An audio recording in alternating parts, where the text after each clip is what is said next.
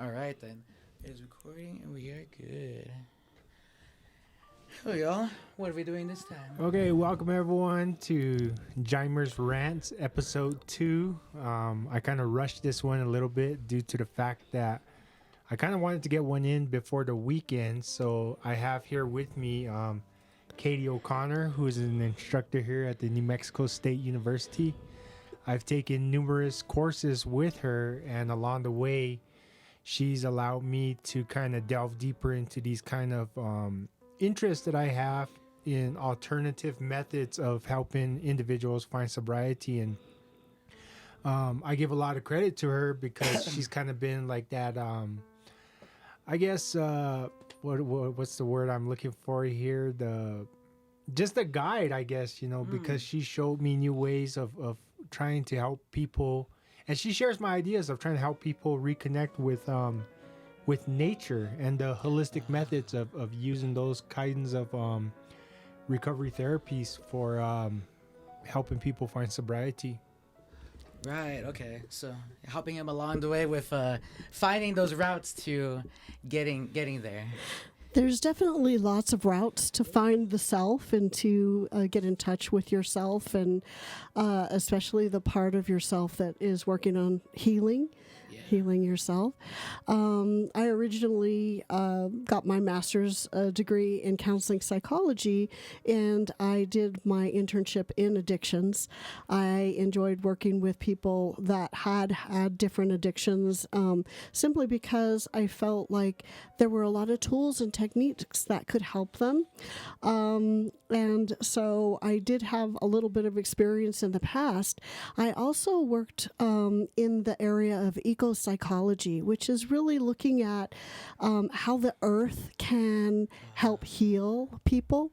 And if people can use different tools to connect with nature, they can find some healing for themselves and find relief from their addictions. Okay. Wow. Really, you have a legit knowledge on the process of how we get in those ruts, or like how people can start depending on things to start getting into those cycles. Yes. Over time, what I noticed is basically in our society, we tend to want to disconnect from ourselves. We want to go outside of ourselves. We want to numb our emotions. We don't want to feel those emotions. And we tend to have had traumas in the past that help us to disconnect. We also have lots of things that help us disconnect, like television, video games, and of course, addictions help you disconnect from your body, from your emotions. And so a lot of the tools that I utilize is getting back into your body, connecting to your emotions, being able to process your emotions, and to connect with nature, because connecting with nature will help you to get more into your body and be present. Yes. Having that ability to connect with Miss O'Connor was something of it was way past coincidence, as I like to say already. When I first started taking class with her, we had a very small class, and on some days there would be like one or two of us in the class. But as we began talking in on the certain subjects that we were covering, I believe it was kind of adolescence in the classroom. I think it was the first course that I took with you, or I think it was human growth and behavior. Yeah. I think. And I had expressed to Miss O'Connor these feelings that I was getting, of just getting like real emotional at certain points. And she kind of explained to me that because I had been so out of touch with myself for a very long time through the use of alcohol and drugs, that, Right. I was coming back to realizing these feelings once again. And it kind of opened my eyes up. And, that's basically where my connection to her began, because every time I would have these kind of nagging questions or certain things that were kind of making me overthink too much, Yeah. I would go to her and she would kind of explain to me, and give me kind of like an answer that I needed. And, it made more sense to me the way she was explaining it to me. And recently I've come to realization that at one point, without even realizing it, I was getting real irritated with these thoughts of first of all, and I jump around like that. These thoughts of what's the purpose of education. You know, I know that education is a necessary aspect of entering into the recovery field. You have to have these kind of credentials and these certifications in order to legitimately work in certain places. Yeah. But what I've come to understand as well, or what I'm working on doing, is finding these newer methods of helping people connect with themselves once again, you know, using nature, using the holistic aspects of helping people, art therapy and all that. And I've explained to her what the Wellbriety program is all about that we host out at the Pueblo of Acoma, and what we're all about. But that's kind of like the direction that I want to take it into. And, you know, I also have these dreams and these goals of one day trying to get a nonprofit organization opened up out there where we can do these kind of things and have a place open for individuals that want to come, and you know, we can provide them with those opportunities to possibly use like art therapy, sound therapy, nature walks. You know, there's a lot of ideas that I have right now at this time, but you know, I know that Miss O'Connor here is very knowledgeable in and she's been instrumental in helping me along and not becoming discouraged, because I've also reached out to her a couple of times, and there have been some times where, like, on days I wake up and it's just like, I don't know why we have to do all this stuff. What's the whole purpose and point of it? Oh man. But then I got to reground myself and remind myself, you know, there is a reason for it. And as much as I wish that I could just go out there and you know, just tell people, come on, let's go, we're going to do this, and it's going to, but I know that's not the way you can do it, so.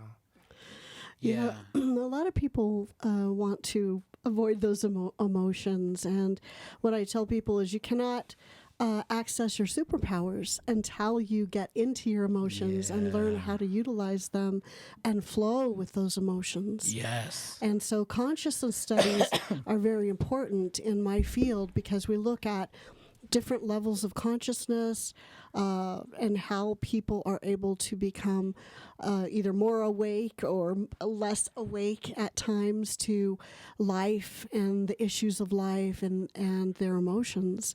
And so the first thing is recognizing those emotions and honoring them, celebrating them, acknowledging them, and then allowing them to flow through you, whether it's through art. And again, I had a lot of experience in art therapy.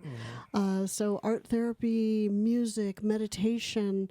I'm also a clinical hypnotherapist, so I do some work like that, helping people get in touch with different levels of consciousness and unconsciousness within themselves, and becoming awakened to the greater parts of themselves that they've shut down through being not grounded in their emotions and not allowing them to flow. Especially through trauma and stuff, where people like have a way of coping with day-to-day life, where inside their emotional formulas take in their world, and there are like maybe some underlying parts to that formula that are like forced in there due to having that I gotta be safe feeling, or because like it can be through just like people who are like who are not so open but like very closed, and like whenever they do like go through those avenues of like art therapy where they can acknowledge all of those things that are like underlying and probably some that are suppressed, then it's able to be bearable, and like it's not so abstract, and it's like as if looking at a complicated math problem, and instead of taking it all inside your head, you have paper to write it down. Yeah, and since returning to school, one of the first courses that I took was a intro to psychology class, and that kind of opened my eyes up to the whole psychology field. But one of the first pioneering psychologists that grabbed my attention and really got me interested into pursuing something possibly in the future in the psychology field is Carl Jung. And one of the subjects that he covers and talks about is synchronicity. And it's kind of that synchronicity that I spoke of in the other episode is like when certain things have this ability to line up, and you know they line up in a way that it's way beyond coincidence that it should happen that way. And that's one of the aspects that he covers deeply is The serendipitous. the meaning of dreams within an individual's life is one thing that really piques my curiosity about what his ideas were. You know, we have this ability to kind of just disregard dreams, but what he talks about is the ability to kind of connect whatever our subconscious mind is thinking or repressing or just has in the back of our heads, as they say, usually has the ability to bring itself out in the form of our dreams, you know. So say if we're like struggling with, you know, a stressful situation, more than not, our dreams are going to reflect that. So it's up to us to kind of remember what our dreams are about, so that way we can analyze them and maybe get some kind of information from them. And whereas, you know, if we're having like a good time in our life and things are moving along smoothly, you know, our dreams are going to reflect that as well. So, and that's one of the things that I kind of want to get more knowledgeable about and possibly use in the future too. You know, that's something that really interests me, because our mind is constantly thinking and it's kind of analyzing these things. And yeah. And I was telling her one time too that sometimes we have these dreams that, you know, most nights from personal experience have these dreams that don't really resonate or don't like, I can't remember, you know, I just wake up. But other times I'll have some of these dreams that are real significant and powerful, you know, and they stick in my mind. And lately, within the past year and a half, I can tell you that I've had at least 3 dreams that were occurring in areas that are out there. So I took it upon myself to kind of make those dreams into reality. You know, certain places where I was at in those dreams, I've gone to those places and visited them. Right. And, you know, that's been able to kind of like, for me, bring like a sense of peace or maybe like a completion, you know. But that's kind of one of the things that I was talking about. And I know that I haven't begun it yet, but I need to really start writing down these kind of experiences that I'm having, as well as taking more careful time to kind of remember my dreams, you know, on a day-to-day basis, if possible. So, but you know, that's one of the things that I've been able to talk with her about, and get more knowledge and learn more about, like, you know, what these kind of things entail when you're trying to use them in terms of helping people with their addictions and just mainly even problems in their life, you know. So.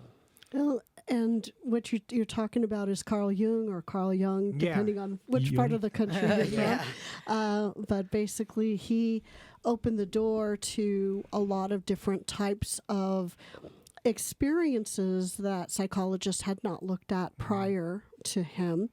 And one of those things was looking at consciousness, looking at dreams, looking at what happens during the sleep time, and how we communicate with ourselves subconsciously.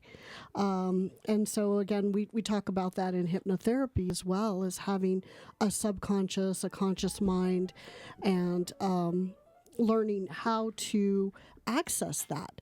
And dreams is just one way that we do that, and yet we tend to sort of disregard it as, you know, something that just happens sometimes, or maybe it's not very important. And yet many times it is very important what you dream. And it's pretty crazy, because like you said, a lot of times society nowadays, especially in the era of like technology and science, we have this we have this tendency to disregard these things as kind of like quackery, but you know, it's not. Yeah, anytime you just start mentioning dreams or like dream journals, everybody tunes out. Yeah. And when I talk about the psychology field, and I've expressed this idea to other people, is that, you know, a long time ago, we did have psychologists in the society speak, but they were also known as shamans, you know. And that's not to confuse the shaman with the medicine man, because the medicine man would be able to prescribe you an herb or some kind of medicine to help with like a stomach ailment. Okay, yeah. The shaman and I'm using like a Western term here, Right, but the right. shaman was the intermediary between the spirit world Mm-hmm. and your life, you know, the unseen world and your life. And what I mean by unseen world is whatever's going on in your mind, you know. He had that ability to analyze, you know, say if you got scared or if you had something nagging on you, he could recommend, you know, well, you got to do this and you got to do that. And it was psychological in terms, in usually what it would be that he would assign you something to do, you know, like whether it was go outside and pray but that would be able to help your psychological mind put at ease whatever it was that was troubling you, you know. And that's just my idea on what it was for the shaman to be a long time ago, you know. And it still carries today. It's just now that these shamans have the title of therapist and psychologist and, you know, mental health specialists, you know, to a certain extent. But Exactly, and there are different fields of psychology that really focus on what we would call the shaman activities, or what indigenous cultures did long before, you know, psychology came into being. And a lot of that is very very powerful, such as prayer, ritual, ceremony. That's actually what my thesis was all about, is utilizing these things for healing work. Today we have a lot of people that find a shaman that will take you out and let you experience, you know, dosing with some kind of ayahuasca or something like that. Yeah. And I'm here to tell you that I honor all paths. That's there, but you don't have to utilize any kind of drugs or anything to access these parts of yourselves. That you can still access all these different levels within yourself just by being mindful, by being aware, by being connected to the earth, engaging with nature. And hopefully, you know, in this podcast, we can explore some of those tools and techniques that help people get to that next level that they're looking for. Yeah, to be able to discover those avenues that'll work for them, especially because like with like natural stuff, because like going back to your basic natural self of you and the soil, it without anything like getting you there, it's a totally like real thing that you as a human living organism get to be able to kind of get yourself aligned back into.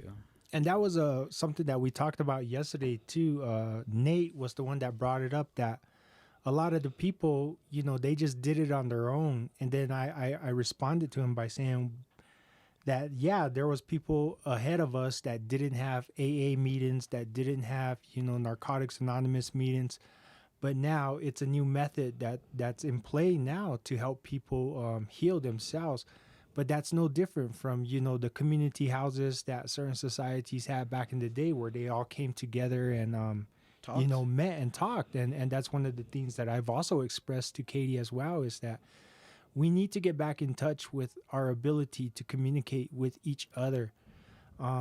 Society has kind of pulled us away from that ability to do so, because a lot of times we got our faces buried in cell phones, watching TV, and we've lost that capability to kind of sit down with our children and talk to them. And, you know, that's where it starts from, when you're little. Oh, man. And, you know, I had a hard time speaking with my parents when I was younger, you know, and I have friends that, you know, they used to hug their dads and hug their moms and everything. And I'm like, looking at them like, I wish I had that, you know. And that's one of the things that I'm able to do it now, but, you know, it plays a big role in our ability to kind of, as I stated in the other episode, was let it out there, you know, put it out there. Because if we're just holding it in and we don't have this ability to kind of express to others what's bothering us, then we're not going to be able to do anything with it, and it's eventually just going to build up to a point where it turns into something way worse than something that it originally began with. Exactly. And we don't want things to get worse. We want people to be able to find what they need to heal themselves. And part of that is the connection to the earth. We've become so disconnected through our technology that often we don't communicate with each other. We don't communicate on a spiritual level with whatever our beliefs are in the spirit realm. We're not out there plowing the fields or planting or growing things. So we have become disconnected. And as we've become disconnected, we've headed towards a level of what I would call, I don't want to call it sickness, but it's not the best health, because we are human beings, and we do need to connect to the earth. And spiritualness is a real thing, part of our health. Exactly. And there's always been spirituality all the way back, as far back as you can imagine and that you can think. But a lot of times in our society, it's become, it has to be this way or it has to be that way. And yet true spirituality is something that evolves within yourself, and in your connection to other people, other beings, and the earth. And so connecting with those things is the beginning steps to really connecting to yourself and healing yourself. I would encourage anybody, who's listening out there, disconnect from your technology. Put your phone away, turn it off, put your computer away. God, guys, go touch some grass. Quit watching this podcast. Go outside and Stop. plant a tree. Podcast. Put the podcast down. No, go touch some grass. Wait. After The podcast. Science is even beginning to measure what happens to people when they are disconnected from technology, when they're out touching the grass, feeling, hugging a tree. Yeah. They actually have proven that there's an increase in your brain activity when you're doing these kinds of things. Yeah. And so there is some science to back it up, and we want to look to that, and we want to begin to start the healing process. I'm going close to like 2 years of not having a TV, and that's by choice. And the only thing I struggle with is still picking up that freaking phone right there and looking at it. But that's one of the things that I make time for, is to you have to do those things in your life that bring you happiness, and one of the things that brings me happiness is being able to go out there into nature and just, spend the whole day just walking around, absorbing, hiking. There you go. Yeah. And just forgetting about everything that this world has to stress you out with, and at the end of the day, it feels good, man. And that's my therapy for myself, and the good serotonin and the good chemicals, instead of like from the substantial chemicals. Yeah. Because like you get serotonin from the plastic device easily, but that spiritual wellness is what pushes us to do things. Yeah. To get the day going.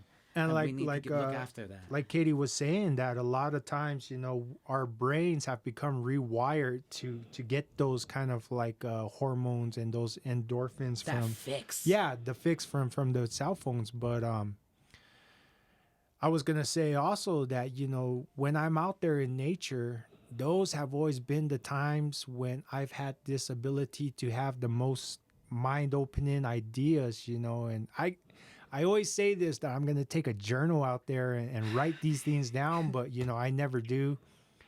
But sometimes when you're out there just by yourself and you have that ability to look at yourself and take that moment of introspection and really consider some things that, you're searching answers for, looking for answers, that's when they'll come to you, man, when you're out there just by yourself. And, so the more I like company, but I find myself, more in my own element and comfortable, when I'm in kind of like by myself.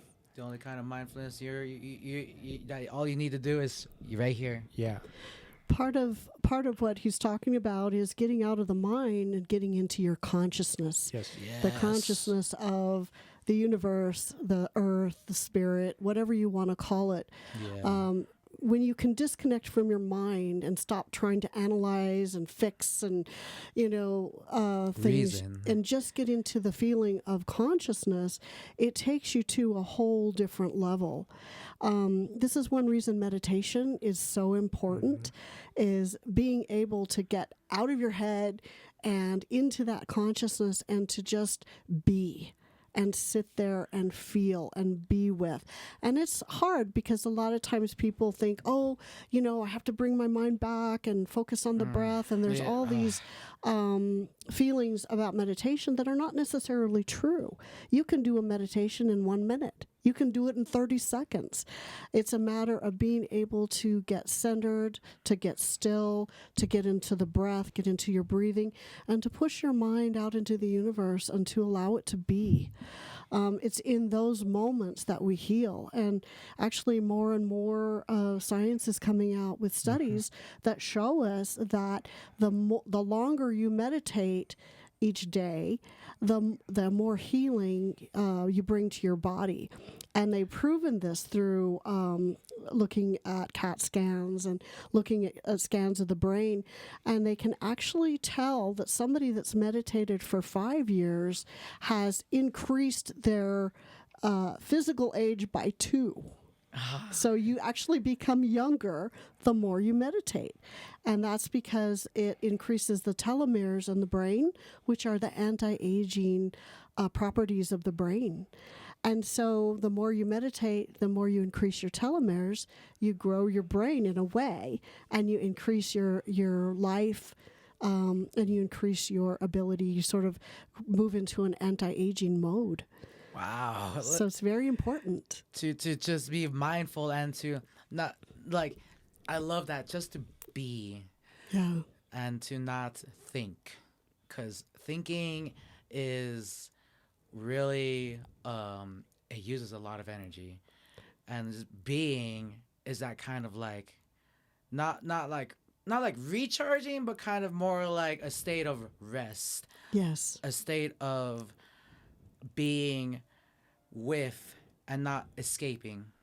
Yeah, the mind will take you in circles, and you'll go in circles for a long time, and it's not necessary. When you really want to solve a problem, get out of your head, get into nature, get into consciousness, and let the solutions to your problems just come to you.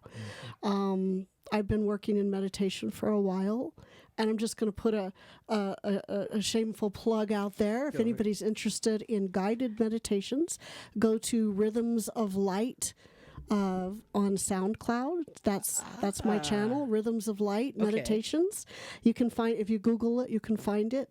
You don't have to do a membership for SoundCloud. You just have to sign in, and then you can find it if you're interested in those guided meditations. Wow, cool. On SoundCloud? All right. I'm definitely going to try to check it out. Actually, hold on. What was the type of music that you were having us listen to that time? Well, there's so many types of music that changes your vibration, changes your frequency, if you will. But I like to look at the sleep meditation or the sleep music. You can find that on YouTube for free. There's lots of different kinds out there. But something that kind of puts you into that state of calm, a state of relaxation, is the sleep music. Yeah, that's definitely a real thing with like the healing frequencies. The thing with those though is that those to actually effectively work, they have to be played audibly out loud in the room that you occupy. Because if you just have them on your headphones, those waveforms are only going to be concentrated to the cells around here and not your whole entire body. Because with the cymatics of how the water molecules in our body works is that when those frequencies hit, they vibrate into a certain shape for healing. Yeah.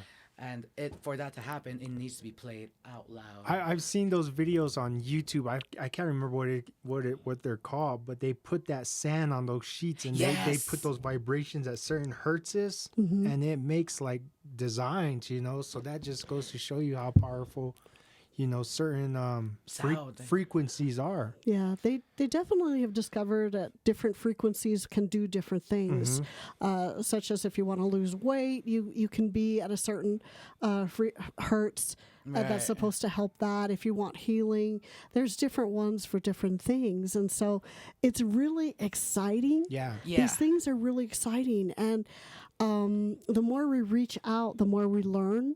Also, there's what they call brain music. You can Google that as well. That is supposed to basically help your brain focus and calm down and stop your thinking and move into a meditative state.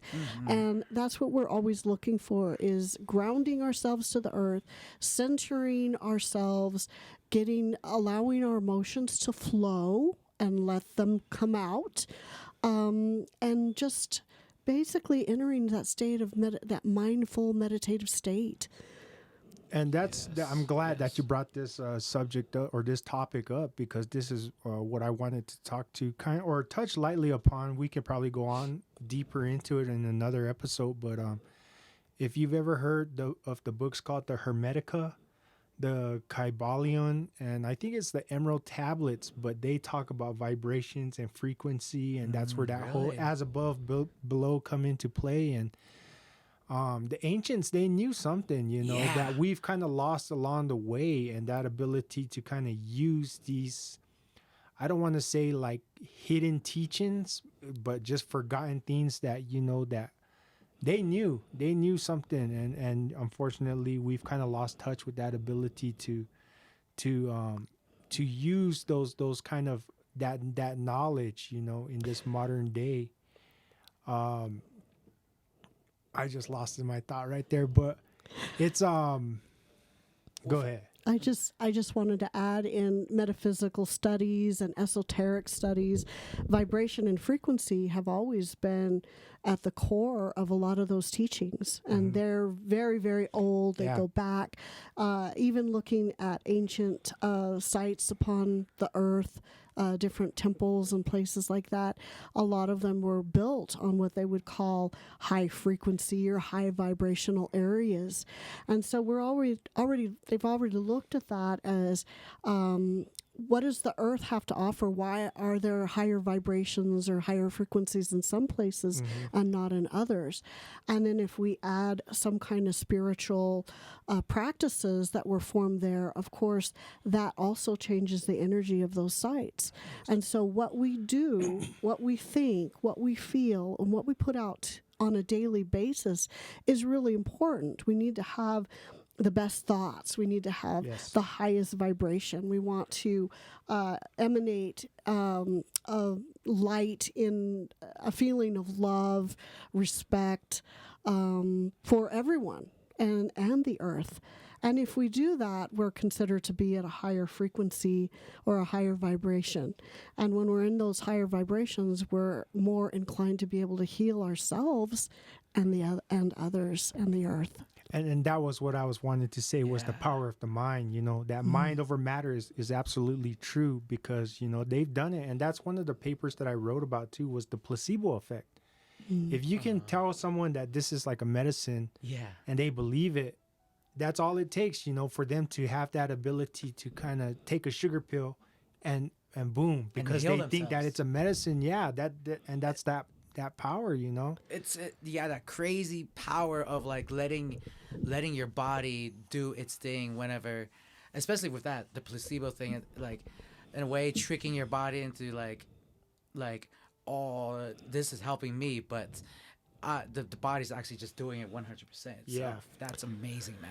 Yeah, in somatic psychology, they discuss the placebo effect, and basically, it's a big deal, because what it points to is the power of our own minds, the power of our intentions, the power of our beliefs, the power of our words. All of those things are really important, because that's how we can heal. And in a lot of traditions, we look at the power of prayer, we look at the power of meditation.